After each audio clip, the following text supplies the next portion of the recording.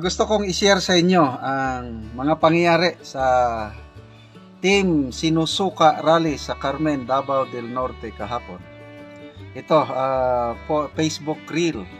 Buti na lang, social media age na ngayon. Kung ano yung nangyayari, kahit wala tayo doon, malalaman natin eh. Kasi dati mainstream media lang, yung pabor lang sa manok nila ang malalaman. Ngayon ito, kapalpakan ng rally ng Team Sinusuka. Nagutom ang mga tao sa kahihintay. Lumabas sila kay gutom na. Tapos pag may lumabas, isasara na nila ang gate, hindi ka na makabalik. Kaya ang title niya, Binoang Mani Inyong Tirada Boss. Kawawa ang mga tao. So, binisaya lang ito. Kaya lang, ito, ini-explain ko na. Kawawa, gutom ang mga tao. Instead na makakuha sila ng supporters, voters, itong nangyari, ginugutom nila ang mga hinakot nila. Lalong nagalit ang taong bayan. Okay, sige, ito, i-share ko panood ko.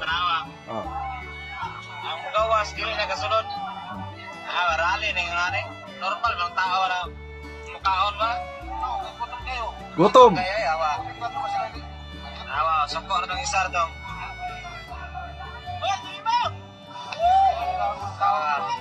Gawas. Lumalabas na dahil gutom na, walay budget sa pagkain. Rally.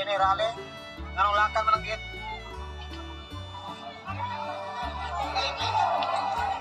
Gawas lang to so. Ragilaan ang gate, no? Ayaw nilang palabasin ang mga tao. Kumusta sa sulod eh? Gutom kayo? Gutom, ayaw hindi sila palabasin.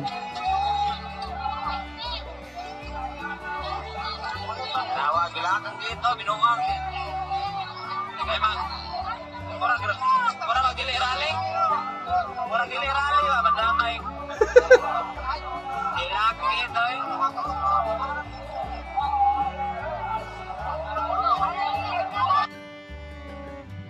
Okay. So, hakot, ang mga LGUs may kanya-kanyang quota daw. Hakutin. Meron pa yung Tadeco. May nabasa akong post na empleyado ng Tadeco. Sabi niya, wala siyang magawa.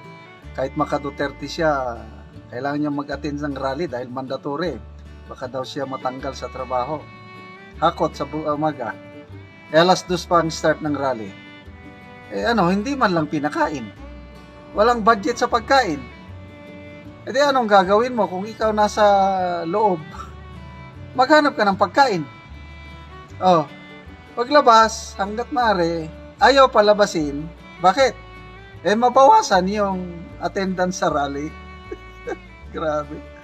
Mabawasan, ano pang nangyari sa ating mga kapulisan? Kawawa rin sila kasi sumusunod lang sila sa utos. Kahit ako, kung ako'y pulis, manduan na mag-attend, magsuot ng red, wala akong magawa. Mag-attend ako. Kaya lang, yung puso ng mga pulis, taga-Davao ang mga yan, hindi nila makontrol kung anong bubutuhan ng pulis. Kahit din itong mga tao nito. Kasi sinabay nila job fair ko ano pa yan, ng mga promise, ayuda, IX, tupad. Kaya mga tao mag-attend. Kaya lang, ang tao wais na ngayon. Hindi na katulad ng dati dahil social media na Kanina, yung napanood ko na mga Facebook Reels, nangampanya ang mga Pinklawan. Kita ko doon, Shell Jokno. Meron ding isang Facebook Reels, si Dilima naman. Ngampanya sila sa Hamaka Festival, I don't know saang lugar. Sigaw ng taong bayan, Duterte! I don't know dito sa rally sa Carmen, Davao del Norte. Wala pa akong napapanood na video na sumisigaw ang mga tao ng Duterte. Ito lang ang napanood ko na nag-walk out ang mga tao dahil gutom. Kawawa ang mga tao. Anyway, yan na. Very exciting ang development sa ating This is a very important election. It's Dito mo makikita sino ang sakalam. Okay, malakas. Sabi nga ng Pangulo, mamili kayo. Gusto nyo bang bumalik sa horrifying times or go to a bright future? Anong bright future? Sa kanya daw may bright future. Iboto daw ng tao ang kandidato ng bagong alyansa papunta sa bright future.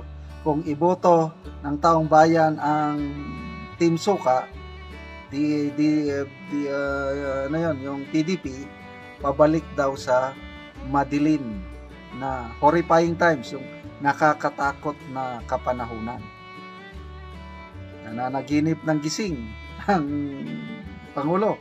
Isa pa, nakakatawa, nakakaawa ang Pangulo. Nung introduce niya yung mga senatorial candidates, nako, nakakaya. Yolanda, sabi niya, ito, si Senator Tolentino, kasama ko sa Tacloban Leyte noon. Siya, Senator Tolentino, ang unang nagdala ng tulong sa Leyte, sa Tacloban. O, tumayo ka, Senator Tolentino, ganyan ka-committed, ganyan ang puso ni Tolentino, unang tumulong sa Tacloban. Yun, may mga Facebook Reels na naman, nilabas yung katotohanan kasi. Complete yan eh. May social media na nun.